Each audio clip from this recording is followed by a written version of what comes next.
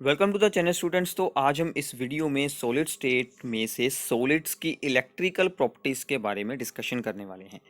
तो सॉलिड्स में जो इलेक्ट्रिकल प्रॉपर्टीज़ होती हैं, इलेक्ट्रिकल प्रॉपर्टीज़ का मतलब कि जो भी उनमें से इलेक्ट्रिसिटी पास हो सकती है या फिर नहीं हो सकती है, ये कौन कौन से फैक्टर्स पर डिपेंड करता है, उसके बारे में हम इसमें डिस्कस करेंगे। तो अगर हम सॉलिड्स को क्लासीफाई करते हैं on the basis of their conductivities के उनमें से कितनी इलेक्ट्रिसिटी कंडक्ट हो सकती है, तो वो सबसे पहले बनते हैं हमारे पास कंडक्टर्स। तो कंडक्टर्स तो आप लोगों ने बहुत बार सुने होंगे कि कंडक्टर्स आर दो solids whose conductivity is between the range of the 10 raised to power 4 to 10 raised to power 7 ohm inverse and meter inverse। तो इनकी कंडक्टिविटी काफ़ी हाई वैल्यू की होती है और जितने भी मेटल्स होते हैं वो सभी इसी रेंज में आते हैं। इन सभी को हम बोलते हैं कंडक्टर्स, जिनमें से large amount of electricity pass हो सकता है। Second one is the insulators, जिनकी कंडक्टिविटी वेरी लो होती है, those which have very low conductivity and their value is between the 10 raise to power -20 to 10 raise to power -10। So इनकी conductivity काफ़ी low होती है। और third type, that is the most important type, जिनकी conductivity इन दोनों की intermediate range में होती है। सो इंटरमीडिएट रेंज इनके इन दोनों के बीच में रहेगी, कंडक्टर्स एंड इंसुलेटर्स के। 10 raise to power -6 to 10 raise to power 4 तक इनकी कंडक्टिविटी होती है, वो होते हैं सेमी कंडक्टर्स। तो जो हमारे पास कंडक्टर्स हैं, these have also two types. First is the metallic conductors. Metallic conductors, हम जितने भी मेटेलिक कंडक्टर्स यूज़ करते हैं, कॉपर, आयरन, जितने भी ऐसे होते हैं metallic conductors. And second one are the electrolytic conductors, वो साल्ट्स जो अपने आयंस बना देते हैं और इन सभी में आयंस के प्रेजेंट होने के कारण ही इलेक्ट्रिसिटी का फ्लो होता है, उन सभी को हम बोलते हैं इलेक्ट्रोलाइट्स। तो जो भी इलेक्ट्रोलाइट्स होते हैं वो अपनी मोल्टन स्टेट या फिर अपने एक्वस सोल्यूशन में due to the presence of ions and movement of ions, उनके कारण इलेक्ट्रिसिटी को कंडक्ट करते हैं। बट जो भी मेटेलिक कंडक्टर्स होते हैं, इनके बीच कंडक्टिविटी का मेन रीज़न होता है फ्री इलेक्ट्रॉन्स। इनमें जो इलेक्ट्रॉन्स होते हैं, फ्री इलेक्ट्रॉन्स होते हैं, वो सभी कंडक्टिविटी इलेक्ट्रिसिटी को कंडक्ट करवाते हैं। So these are the two types of the conductors. तो जो भी इलेक्ट्रोलाइट्स हैं उनके बारे में हम हमारे यूनिट इलेक्ट्रोकेमिस्ट्री में डीपली रीड करने वाले हैं। So conduction of electricity in the metals. तो इस यूनिट में हम बेसिकली मेटल्स में इलेक्ट्रिसिटी की कंडक्शन कैसे होती है या फिर सेमीकंडक्टर्स में इलेक्ट्रिसिटी की कंडक्शन कैसे होती है, उसके बारे में ही सिर्फ डिस्कशन करेंगे। सो मेटल्स में जो भी इलेक्ट्रिसिटी को कंडक्ट करते हैं, that are the electrons, and those electrons are come from the valence shells of each atom. So valence electrons are available per atom. These atomic orbitals which contain the valence shell electrons, मतलब के जो valence orbitals होते हैं atoms के, तो atoms की close packing होने के कारण वो सभी वैलेंस ऑर्बिटल्स जो होते हैं, जो एटॉमिक ऑर्बिटल्स हैं, वो सभी एक दूसरे के साथ ज्वाइन होकर मोलिक्यूलर ऑर्बिटल्स बना लेते हैं।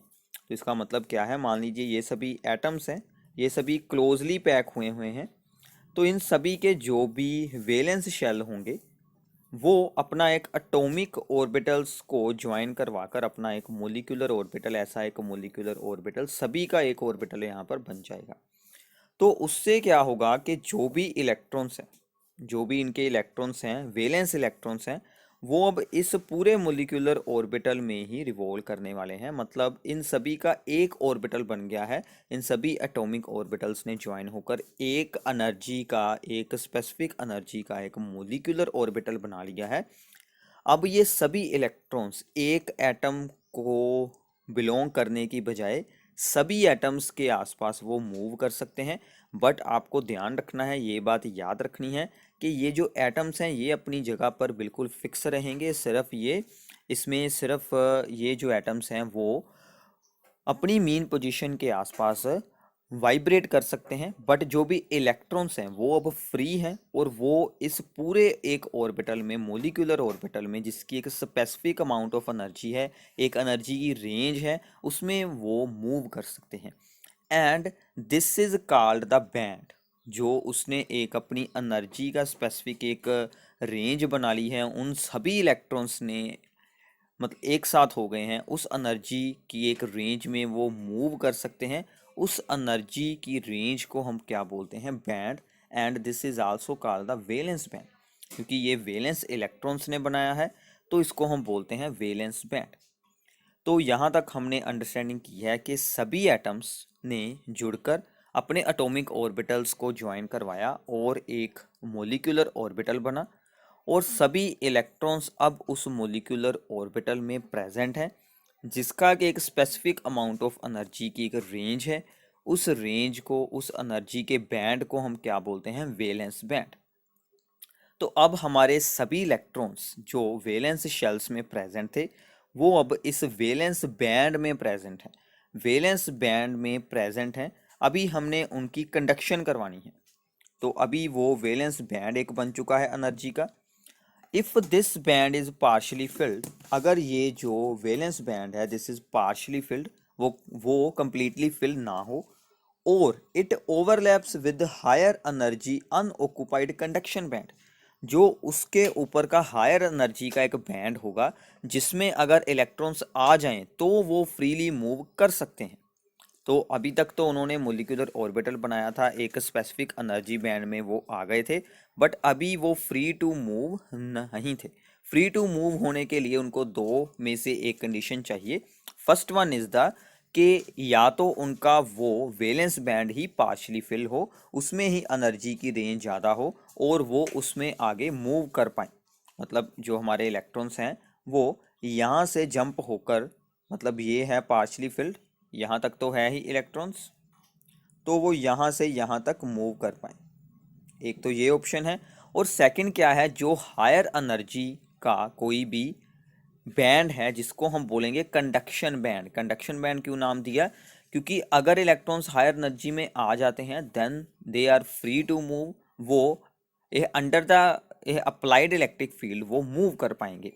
तो अगर उसको कोई कंडक्शन बैंड, मतलब हायर एनर्जी अनऑक्युपाइड बैंड, आकर ओवरलैप कर लेता है, ओवरलैप होने का मतलब क्या है कि जो हमारा ये यहाँ पर वैलेंस बैंड था उसका जो एनर्जी का रेंज है, और जो ऊपर का हमारा कंडक्शन बैंड है उसका एनर्जी का रेंज है, उन दोनों में ओवरलैपिंग है, इंटरसेक्शन है, सेम पोर्शन है, तो वो पूरा बैंड जैसे उन इलेक्ट्रॉन्स के लिए एक ही बन जाता है। वो ईजिली वहाँ पर जा सकते हैं, कोई भी एनर्जी गैप उनमें बिल्कुल नहीं है। तो ऐसी कंडीशन में क्या है कि under the applied electric field जो इलेक्ट्रॉन्स है वो मूव करने शुरू हो जाते हैं। So therefore metals show the conductivity. तो एक बार हम फिर से इसको रिपीट करते हैं। जो एटम्स थे वो ज्वाइन हुए, उनके जो एटॉमिक ऑर्बिटल्स हैं उन्होंने मोलिकुलर ऑर्बिटल फॉर्म किए। देन उन्होंने अपना एक स्पेसिफिक एनर्जी बैंड बनाया, that is called valence band electrons का। If this valence band is partially filled then, और और एनी जो unoccupied higher energy level that is called conduction band overlaps with the valence band, then electrons under the applied electric field free to move and the metals conduct the electricity। तो ये बात आपको याद रखनी है कि अपनी एक एनर्जी के स्पेसिफिक लेवल को छोड़कर उनको एक हायर एनर्जी को ऑक्यूपाई करना होता है, तो वो इजीली फ्री हो सकते हैं, फ्री टू मूव हैं, वो मूव होना शुरू हो जाते हैं। तो अब इनके ओपोजिट हम कुछ बात करते हैं कि इंसुलेटर्स में क्या होता है। अब इंसुलेटर्स में क्या होता है कि atomic orbitals to molecular orbitals तक तो काम होना ही है, वैलेंस बैंड तो हर सॉलिड में बनेगा ही बनेगा। तो वैलेंस बैंड यहाँ पर भी बन चुका है। वैलेंस बैंड इंसुलेटर्स में सबसे पहली बात तो वो एक फिल्ड बैंड होगा, नॉट पार्शली फिल्ड। देन जो आपका कंडक्शन बैंड, मतलब जो हायर अनऑक्युपाइड बैंड है, आप इसे ऐसे भी याद रख सकते हैं कि इलेक्ट्रॉन का कंडक्शन बैंड में जाने का मतलब क्या है कि इलेक्ट्रॉन फ्री हो जाता है। इलेक्ट्रॉन का कंडक्शन बैंड में जाना मतलब electron is free to move. Conduction means वहां पर जाकर इलेक्ट्रॉन मूव हो सकता है, कंडक्ट कर सकता है। तो इंसुलेटर्स में जो फ्री होने के लिए एनर्जी चाहिए वो काफ़ी हाई होती है। तो वैलेंस बैंड से छूटकर बाहर निकलना है, उससे फ्री होना है, उसके लिए इलेक्ट्रॉन को काफ़ी हाई एनर्जी की रिक्वायरमेंट होती है।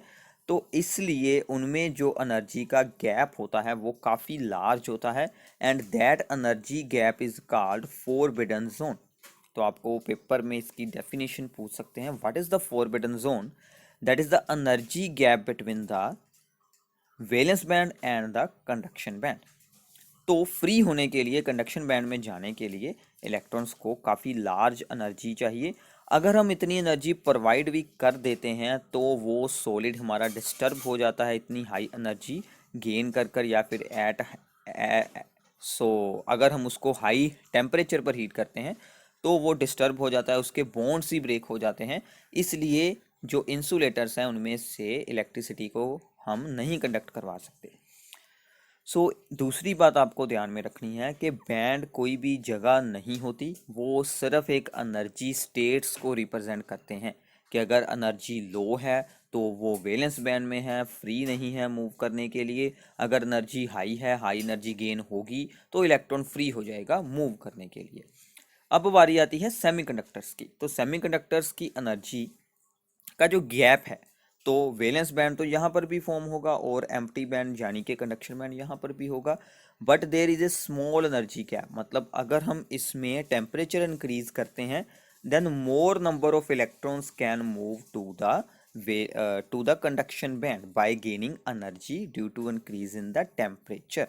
सो मतलब सेमीकंडक्टर्स के केस में अगर हम टेम्परेचर को इंक्रीज करेंगे, इलेक्ट्रॉन्स जो हैं वो कंडक्शन बैंड में जा सकेंगे और इलेक्ट्रिसिटी कंडक्ट करवाना ज़्यादा हो जाएगा। सो उसकी कंडक्टिविटी जो है वो यहाँ पर इंक्रीज हो जाएगी। तो ये था हमारा बैंड थ्योरी। इस पूरे मॉडल को, इस पूरी डिस्कशन को हम क्या नाम देंगे? बैंड थ्योरी के बेसिस पर हमने कंडक्शन एक्सप्लेन की है इन the metals, in the insulators and in the semiconductors. तो ये काफ़ी इंपॉर्टेंट है, आपको पेपर में सभी कुछ एक्सप्लेन करना पड़ता है, तो प्लीज़ इनको आपको ध्यान से सुनना है। अगर आपको कोई भी बीच में प्रॉब्लम आए तो आप उसको दोबारा से सुन सकते हैं।